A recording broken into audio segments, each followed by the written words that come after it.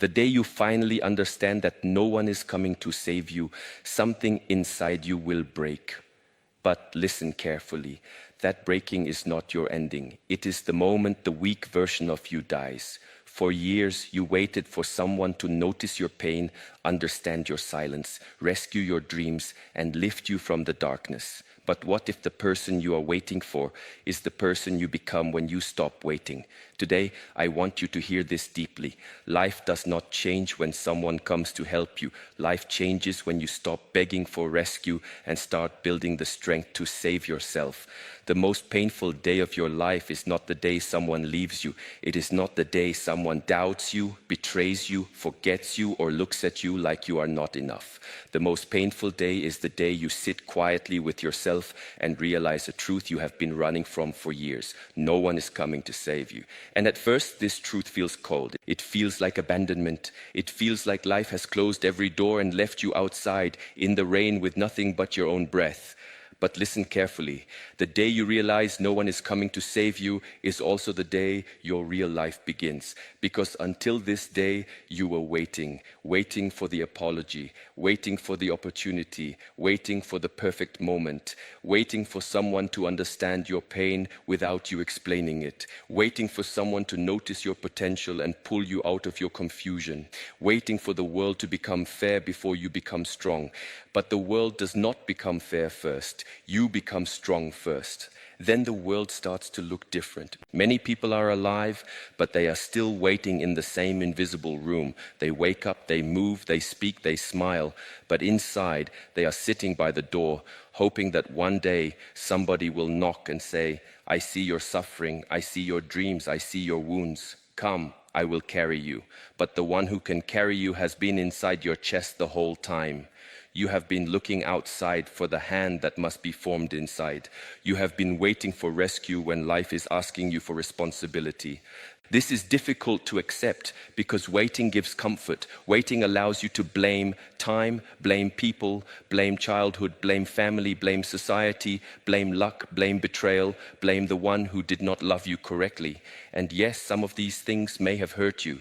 Some of them may have shaped you. Some of them may have delayed you. I do not deny pain. Pain is real, but pain is not a permanent command. Pain is information. Pain tells you where you are weak, where you are attached, where you are still begging life to be gentle before you become disciplined.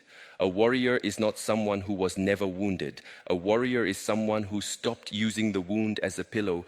Look at your life with honesty. How many times have you known exactly what you needed to do, but you waited for motivation? How many times did your body ask for discipline, but your mind asked for comfort? How many times did your spirit say, "Stand up," but your fear said, "Not yet"? How many years have been spent preparing to prepare? You say, "One day I will change." But one day is a hiding place for the person who is afraid of today.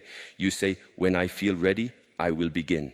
But readiness does not come before action. Readiness is born from action. You say, "When life becomes easier, I will become consistent." But consistency is the training that makes life easier. This is the trap. You believe your rescue will arrive as a feeling. You think one morning you will wake up with perfect confidence, clean energy, no doubt, no fear, no temptation, no heaviness in your mind. You think the clouds will open, the path will shine, and suddenly you will know what to do. No, the path is not revealed to the one who waits. The path is revealed to the one who walks. Even if the first step is trembling, step. Even if your heart is heavy, step. Even if you do not know the whole road, step. A person can spend 10 years asking for signs and still ignore the sign that is already in front of them. Your life is not changing because your habits are not changing. Do not be angry at this truth. Let it wake you. The universe has a strange compassion. It will let you feel discomfort again and again until you stop betraying yourself. It will repeat the lesson in different phases, different places, different failures, different disappointments, until you finally see the enemy was not only outside, the enemy was the part of you that kept surrendering your power. The day you realize no one is coming to save you, you stop living like a victim of every mood. You stop saying, "I had a bad day, so I destroyed my routine." You stop saying, they did not support me, so I gave up. You stop saying, I was not appreciated, so I stopped becoming better. You stop giving strangers the key to your discipline, because this is what most people do. They allow another person's behavior to decide the quality of their own life. Someone ignores them and they lose focus. Someone criticizes them and they lose confidence. Someone leaves them and they lose direction. Someone doubts them and they lose hunger. Someone misunderstands them and they spend their whole energy trying to explain themselves to people who are committed to not seeing clearly. Why are you giving your life to people who cannot even control their own tongue? Why are you allowing the unstable to define your stability? Why are you waiting for permission from people who are also lost? In the training hall, no one can breathe for you. No one can do your push-up for you. No one can hold your posture for you. The teacher can point, the teaching can guide, the bell can ring, the floor can receive your sweat, but the body must move by itself. Life is the same. People can inspire you, but they cannot live for you. People can love you, but they cannot become disciplined for you. People can give advice, but they cannot remove your excuses. People can open a door, but they cannot walk your legs through it. And this is not cruel, this is freedom. Because if no one is coming to save you, then no one has the final power to destroy you. If your future depends only on another person's kindness, you are always a prisoner. But when your future begins to depend on your own discipline, your own awareness, your own courage, your own patience, then even in difficulty you are not helpless. You may be tired, but you are not helpless. You may be hurt, but you are not helpless. You may be delayed, but you are not helpless. You may be alone, but you are not helpless. Aloneness is not always punishment. Sometimes aloneness is the room where your true strength can finally speak without noise. Many people fear being alone because when the crowd disappears, they must hear the truth of their own life. They must face the promises they broke to themselves. They must see the laziness they decorated with excuses. They must see the fear they called patience. They must see the distraction they called rest. They must see the addiction to being understood. They must see the hunger for validation that made them smaller than they were born to be. But this seeing is not to shame you. It is to return you to yourself. There is a moment in every sincere life when you must stop negotiating with your weakness. You must stop asking your lower self for permission to become your higher self. The part of you that wants comfort will never vote for transformation. The part of you that loves distraction will never choose silence. The part of you that is addicted to praise will never choose unseen work. So if you wait until every part of you agrees, you will die waiting. Growth begins when the deepest part of you becomes the leader, not the loudest part, not the emotional part, not the wounded child who wants everything now, not the fearful mind that imagines 10 disasters before one step. The deepest part, the quiet witness, the part that already knows what is right, even when it is inconvenient. You do not need a new life, you need a new loyalty. You have been loyal to your fear, loyal to your comfort, loyal to your old story, loyal to the opinion of people who do not carry your consequences, loyal to habits that steal your energy and then ask why you feel empty. Become loyal to your awakening. When you wake up tomorrow, do not ask, do I feel like becoming better? Ask, what kind of person am I training today? Because every day is training. The food you choose is training. The words you speak are training. The thoughts you repeat are training. The people you entertain are training. The way you respond when disrespected is training. The way you continue when no one claps is training. The way you handle desire, anger, loneliness, envy, tiredness, and disappointment is training. There is no ordinary moment. Every moment is shaping you. Most people think they are failing because they had one large defeat. But more often, a person is defeated by small permissions. The small permission to sleep longer than needed. The small permission to check the phone before the mind becomes clear. The small permission to postpone the difficult task. The small permission to eat what weakens the body. The small permission to speak harshly. The small permission to complain. The small permission to compare, the small permission to remain around people who insult the soul. One small permission becomes a pattern. One pattern becomes a personality. One personality becomes a destiny. So do not ask why destiny feels heavy if your daily permissions are heavy. Change the permission and you change the path. You may think discipline is a prison, but observe the undisciplined person. Are they free? They cannot control their mouth. They cannot control their mood. They cannot control their spending. They cannot control their attention. They cannot control their reactions. They are pulled by every desire, every notification, every memory, every insult, every fear. They call it freedom, but they are being dragged by invisible ropes. Discipline is not punishment. Discipline is self-respect in action. When you train your body, you are telling yourself, I am worth effort. When you train your mind, you are telling yourself, I am not a slave to every thought. When you train your emotions, you are telling yourself, I can feel deeply without being ruled blindly. When you train your attention, you are telling yourself, my life is valuable and I will not scatter it everywhere. This is why the day no one comes to save you becomes sacred. It forces you to gather the pieces of your life with your own hands. At first you may feel angry. You may say, why did no one help me? Why did no one protect me? Why did no one choose me? Why did no one understand how much I was carrying? Let the anger rise, but do not build a house inside it. Anger can be fire for one step, but it cannot be the light for the whole journey. If you live by anger, you will become strong outside and poisoned inside. You will prove people wrong, but you will still be chained to them. You will succeed, but your success will still be a conversation with those who hurt you. Do not build your life as revenge, build it as remembrance.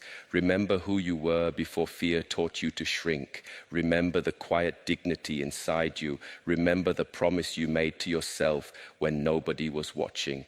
Remember that your breath is still here, your hands are still here, your mind can still be trained, your body can still rise. Your life is not finished because someone failed to love you, failed to support you, failed to notice you, failed to stay. Do not make another person's absence the center of your existence. When someone does not come, you come. You show up for yourself. You sit with yourself when your mind is loud. You feed yourself what gives strength. You remove yourself from places where your soul is being slowly insulted. You speak truthfully even when your voice shakes. You work on the skill when nobody understands why. You clean your room, your schedule, your body, your circle, your thoughts. You become the person you kept wishing would arrive. This is maturity. Maturity is not age. Many people become old without becoming responsible. Maturity is the moment you stop expecting your life to be repaired by the same mindset that damaged it. You cannot heal while repeating the habit that opens the wound. You cannot become peaceful while feeding your mind with chaos every morning. You cannot become confident while breaking your own word every night. You cannot attract a different life while remaining emotionally married to the old one. You must understand, comfort is often disguised as healing.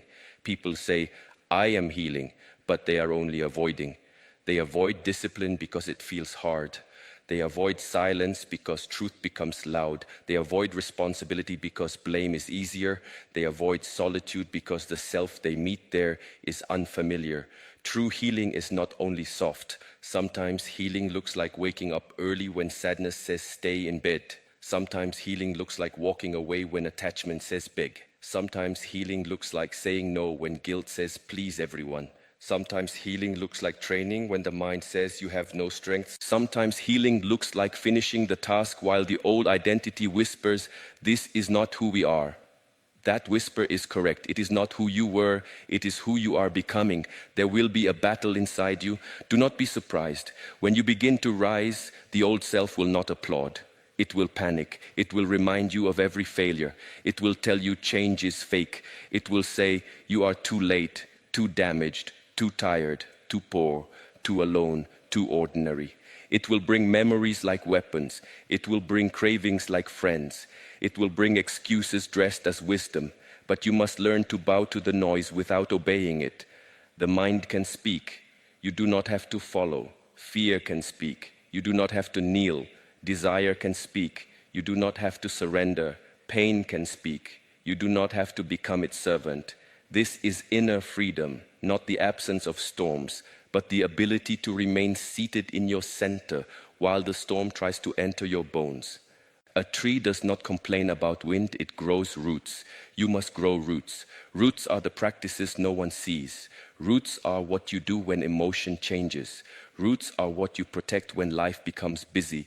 Roots are how you return after falling. Do not be impressed by people who look strong only when life is easy. Real strength is seen when comfort disappears, when applause stops, when the plan fails, when the person you trusted becomes a lesson, when the door closes, when the body is tired, when the future is unclear. In that moment, the question is not, who will save me? The question is, what does this moment require from me? Sometimes it requires patience. Sometimes it requires discipline. Sometimes it requires silence. Sometimes it requires leaving. Sometimes it requires beginning again. Sometimes it requires forgiving without returning. Sometimes it requires working without being seen. Sometimes it requires accepting that the life you imagined must die so the life that is true can be born. Many people suffer because they keep trying to resurrect what life has already buried. They stand at the grave of an old relationship, old identity, old dream, old version of themselves, and they keep calling it home. But not everything you lose is a loss. Some things leave because your future cannot breathe in their presence. Do not chase what keeps making you abandon yourself. Do not beg for a seat at a table where your spirit must crawl. Do not confuse attachment with love. Do not confuse familiarity with destiny. Do not confuse loneliness with failure. Sometimes the path narrows because you are being trained to walk with precision. If everyone could come with you, the path would not require your transformation. This is why your isolation may not be punishment, it may be preparation. A sword is shaped alone in fire, a seed breaks alone in darkness. The mountain is climbed with companions sometimes, but the breath in your lungs belongs only to you.